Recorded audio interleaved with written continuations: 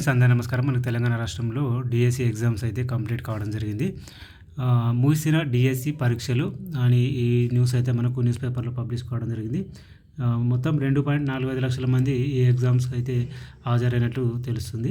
రాష్ట్రంలో మొత్తం 11,062 ఉపాధ్యాయ ఖాళీల భర్తీకి జూలై 18 నుంచి జరుగుతున్న ఆన్‌లైన్ పరీక్షలు నిన్నటి సోమవారంతో ముగిసిపోయాయి. ఈ పరీక్షలకు మొత్తం 2,79,957 దరఖాస్తులు వచ్చినట్టు తెలుస్తుంది. ఇందులో 2,45,263 మంది ఎగ్జామ్స్‌కి అయితే హాజరు కావడం జరిగింది.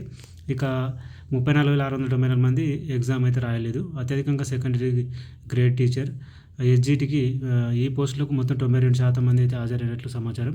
ఇక పాఠశాల విద్యాశాఖ చెప్పినట్లు మనకు సెప్టెంబర్ 5 నాటికి నియామక పత్రాలు ఇవ్వాలని ప్రభుత్వం అయితే భావిస్తున్నట్లు సమాచారం.